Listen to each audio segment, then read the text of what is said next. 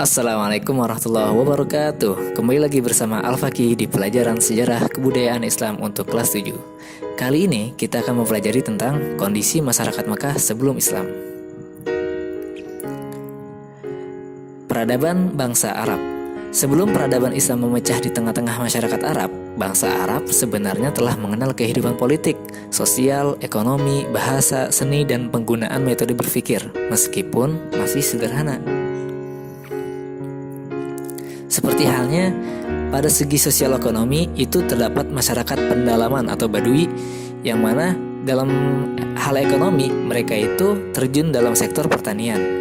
Adapun untuk masyarakat perkotaan itu melakukan perdagangan. Dan di Arab itu terdapat kota Mekah yang mana di situ terdapat pusat perdagangan yaitu pasar Ukaz yang dibuka di bulan-bulan tertentu. Dari segi sosial politik di bangsa Arab itu terdapat seorang syekh atau amir yang mengurusi persoalan dalam masalah perang, pembagian harta dalam pertempuran tertentu. Lalu dari segi ilmu pengetahuan, bangsa Arab juga telah mengenal ilmu pengetahuan. Di antara ilmu pengetahuan yang mereka kembangkan adalah ilmu astronomi yang orang-orang Babilonia ini mereka bawa dari negerinya ke negeri Arab, yang mana mereka itu lari ke negeri Arab di saat negara mereka diserang oleh bangsa Persia. Selain ilmu astronomi, mereka juga mengembangkan ilmu meteorologi atau ilmu iklim untuk mengetahui suatu peristiwa berasal dari orang-orang Kaldam.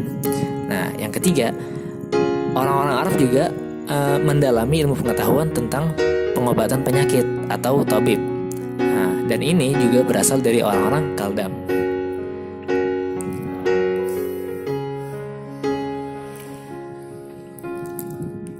Selanjutnya, tentang agama dan kepercayaan bangsa Arab. Dalam cerita para nabi, sudah ada beberapa nabi yang diturunkan di negeri Arab, di antaranya Nabi Ibrahim. Karena itu, sejak awal ajaran tauhid sudah tertanam di masyarakat Arab. Setelah berpuluh-puluh abad, ajaran tersebut mengalami perubahan yang akhirnya masyarakat Arab banyak menyembah berhala. Bangsa Arab mulai menyembah berhala ketika Ka'bah di bawah kekuasaan Jurhum yang dipimpin oleh Amr bin Lubai dari keturunan Khuza'ah datang ke Mekah dan berhasil mengalahkan Jurhum. Kemudian Amr bin Lubai meletakkan berhala besar bernama Hubal yang terbuat dari batu ajuj merah berbentuk orang yang ditempatkan di sisi Ka'bah. Kemudian memerintahkan ia menyeru kepada penduduk Hijaz supaya menyembah berhala tersebut. Saat bangsa Quraisy berkuasa kembali di Hijaz, Ka'bah sudah penuh dengan berhala yang berjumlah lebih dari 360 buah. Di antara berhala-berhala yang dianggap penting antara lain adalah Lata, Uzza, Manah, dan masih banyak lagi seperti Asaf, Nailah, Wud, Yagut, Suwa, Yang, Nasr, dan Manaf.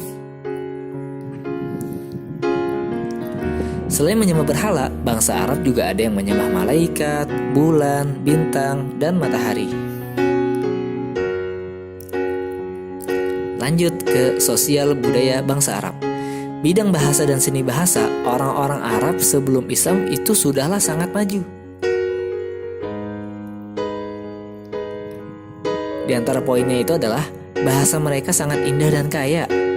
Lalu penyair sangat dihormati. Juga ahli pidato mendapat derajat tinggi seperti seorang penyair. Lalu yang keempat, salah satu kelaziman masyarakat Arab jahiliyah adalah mengadakan majelis atau nadwah sebagai sarana untuk mendeklamasikan sajak, bertanding pidato, tukar-menukar berita, dan lainnya. Selanjutnya mengenai politik masyarakat Arab sebelum Islam. Berdasarkan teritorial, masyarakat Arab itu terbagi menjadi dua. Yang pertama ada masyarakat kota yang tinggal di kota perniagaan Arab. Yang kedua ada masyarakat pendalaman yang menggembara dari suatu tempat ke tempat lain.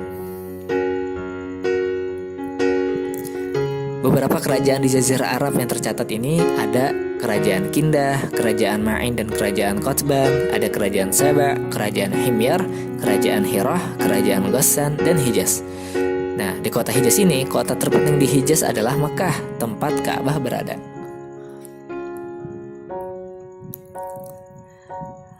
Di abad ke-5 Masehi, suku Quraisy itu berhasil merebut kekuasaan Mekah dan Ka'bah dari kelompok Khuza'ah.